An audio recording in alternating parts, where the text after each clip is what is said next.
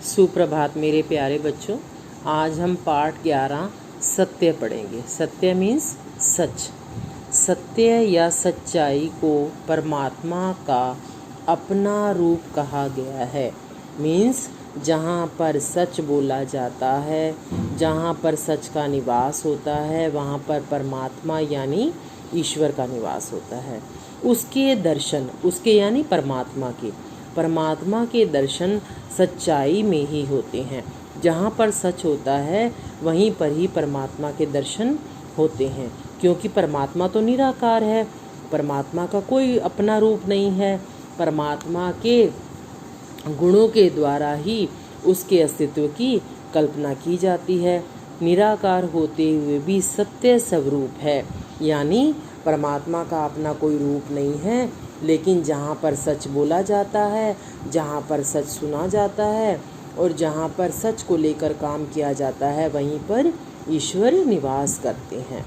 बहुत से लोग कहते हैं कि आज की दुनिया में झूठ के बिना कुछ नहीं चलता। आमतौर पे हम कह देते हैं ना, नहीं यार झूठ तो बोलना ही पड़ता है, झूठ बोले बिना काम कहाँ चलता है, धंधा कहाँ चलता है। किंतु यदि हम विचार पूर्वक देखें तो आज भी संसार का व्यवहार मीन्स जो आप एक दूसरे के साथ अपना व्यवहार करते हो, वो सत्य के सहारे चल रहा है। क्यों? अगर कोई व्यक्ति किसी व्यक्ति को एक बार झूठ बोल दे, दूसरी बार भी झूठ बोल दे, तो तीसरी बार हम क्या सोचेंगे, चल ये तो झूठा ही है, इसके साथ मैं नहीं डील करता। इसको आपने किसी बच्चे को अपनी कॉपी दी काम करने के लिए, उसने कहा मैं कल ला दूंगा, वो कल नहीं लेके आया, हम सोचेंगे शायद भूल से रह गई होगी। अगले दिन फिर नहीं लेके आया, तो हमें बड़ा गुस्सा आ जाएगा कि हम क्या कहेंगे, ये तो झूठा है, आगे से मैं तेरे को कभी अपनी कॉपी नहीं दूंगा, ऐसे बोलते हैं ना। तो सत्य विश्वास की नींव है। जो हमारा सत्य होता है ना, वो हमारे विश्वास की नींव होता है। यदि कोई सच बोलता है ना, तभी उस पर कोई विश्वास करता है, नहीं तो कोई भी विश्वास नहीं करता। दुकान पर हम जाते हैं तो हम पहले सौदा लेते हैं। मान लो मम्मी ने कहा कि 1 किलो चीनी ले आओ बेटा दुकान से जा करके। हम चले गए, हम जाके क्या कहेंगे, अंकल 1 किलो चीनी दे दो। पहले चीनी लेंगे, फिर हम पूछेंगे कितने पैसे, फिर कितने पैसे जो उन्होंने बताए होंगे उनको मूल्य यानी कीमत हम बाद में देते हैं। दुकानदार को हमारे इस व्यवहार पर कोई आपत्ति मीन्स कोई भी ऑब्जेक्शन नहीं होता। क्यों नहीं होता? क्योंकि उसको पता है कि जब मैं चीज़ दूंगा तभी तो मेरे को पैसे मिलेंगे ना। बैंक में पैसे हम बाद में लेते हैं और रसीद पर हस्ताक्षर पहले ही कर देते हैं। अब बैंक में क्या होता है कि हम एक स्लिप मिलती है हमें। आप कभी अपने मम्मी पापा के साथ किसी के साथ बैंक जाओ ना, तो देखना, अगर बैंक से पैसे निकलवाने हैं ना, तो पहले हमें पूरा फॉर्म भरना पड़ता है, उस पर नीचे अपने साइन करने पड़ते हैं, ऊपर अमाउंट भरना पड़ता है, अपना अकाउंट नंबर भी डालना पड़ता है, तब हमें पैसे मिलते हैं। ठीक है, ऐसा करने में हमें भी कोई एतराज़ नहीं होता। एतराज़ मतलब वही आपत्ति, ऑब्जेक्शन। हम भी कोई ऑब्जेक्शन नहीं उठाते। क्यों? क्योंकि हमें बैंक पर भरोसा होता है। दुकानदार को हमारी और हमारी बैंक में कर्मचारी की सच्चाई पर विश्वास रहता है। हमें पता है कि बैंक ने अगर हमसे स्लिप ली है तो हमें पैसे ज़रूर देंगे। यदि सच्चाई न रहेगी तो विश्वास भी न रहेगा। यदि ये सच्चाई ही ख़त्म हो जाए या भरोसा ही ख़त्म हो जाए तो संसार का सारा व्यवहार, सारी व्यवस्था, मर्यादा आदि सब कुछ छिन्न भिन्न हो जाएगा। क्यों? क्योंकि ये सारा संसार किस पर चल रहा है? विश्वास पर चल रहा है। एक दूसरे पर हम विश्वास करते हैं तभी तो काम होता है ना हमारा। काठ की हांडी चूल्हे पर एक बार चढ़ती है। जो मिट्टी की हांडी है, काठ की हांडी है, वो चूल्हे पर एक बार चढ़ती है। झूठ केवल एक ही कदम चल सकता है। जो झूठ है ना, वो एक कदम आप कितनी बार अपने दोस्त से, अपने पेरेंट्स से, अपने टीचर से झूठ बोल लोगे? एक बार बोल लोगे, 2 बार बोल लोगे, उसके बाद पता तो चल ही जाएगा ना। ये झूठ में तीसरी लाइन में जो झूठ है ना, इसमें छोटे ऊ की मात्रा लगी है, यहाँ बड़े ऊ की मात्रा कर लेना आप। झूठ की पोल कभी न कभी अवश्य खुलती है। जो झूठ की पोल होती है वो हमेशा खुल जाती है। आप कितना मर्जी झूठ बोल लो, झूठ को छुपा लो, एक ना एक दिन पता चल ही जाता है।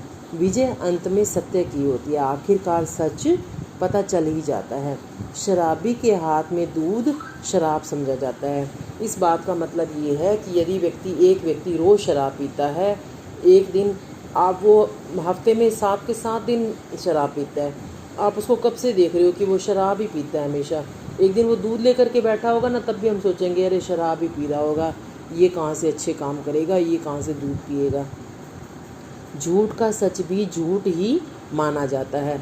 झूठा बोलने वाला व्यक्ति अगर 10 बार झूठ बोलने के बाद 11वीं बार सच भी बोले ना, तो हम यही कहते हैं अरे झूठ ही बोल रहा होगा, ये तो है ही झूठा। इसके ऊपर एक स्टोरी है बेटा, वो हम पढ़ने जा रहे हैं। एक बालक जंगल में भेड़ें चराया करता था। एक दिन उसने सोचा कि मैं यहाँ अकेला रहता हूँ, पता नहीं कब कौन सी विपत्ति मीन्स मुसीबत, कौन सी मुसीबत आ जाए। आज शोर मचाकर यह देखता हूँ कि मुझे कोई मुसीबत में बचाने आता है कि नहीं। ऐसा सोचकर वह चिल्लाने लगा, भेड़िया आया, बचाओ, अरे बचाओ, मेरे को बचाओ। उसकी आवाज़ सुनकर गांव के लोग लाठियाँ और दूसरे हथियार लेकर उसे बचाने के लिए दौड़े। वहाँ पहुँचे तो देखा वहाँ तो कोई भेड़िया नहीं था। जब उन्होंने पूछा ना गांव वालों ने, अरे भेड़िया कहाँ है, तो बालक ने कहा कि मैं तो यह देखने के लिए चिल्लाया था कि मुझे बचाने के लिए गांव वाले आते हैं या नहीं। यह कहकर हंसने लगा, मजाक उड़ाने लगा सब लोगों का। लोग चले गए, लौट गए, मतलब वापस चले गए। बालक को लोगों का दौड़ कर आना बहुत अच्छा लगा, उसे बड़ा मज़ा आया, इंजॉय किया उसने। उसको मजाक लग रहा था ना, इस मज़े को लेने के लिए वह हर दूसरे या तीसरे दिन चिल्लाने लग जाता, भेड़िया आया, बचाओ बचाओ, पुकारने लगता मीन्स बुलाने लगता। लोग आते, उसको देखते, वो हंसने लग जाता और सब लोग दुखी होकर वापस चले जाते। वे न उसे धमकाते न झूठ बोलने से मना करते। लोगों ने गलती क्या की, अगर लोग उसको डांटते और उसको कहते कि नहीं तुम्हें झूठ नहीं बोलना चाहिए, ये अच्छी बात नहीं है, तो वो मान जाता ना। उन्होंने उनको सिखाने की कोशिश भी नहीं की। अब बेटा कोई गलत काम करता है ना, तो उसको सुधारने की कोशिश तो करनी चाहिए ना हमें। वो झूठ बोल रहा था तो वो उसको डांट देते, एक थप्पड़ लगा देते कि बार बार रोज़ तो झूठ बोलता है, ये क्या अच्छी बात है, तो उसको समझ में आ जाता। उसका फल ये, पर बालक ने झूठ बोलना न छोड़ा। वे उससे चिढ़ गए थे लोग। इसका फल यह हुआ कि लोगों का उस पर से विश्वास उठ गया। वे उसे महाझूठा समझने लगे।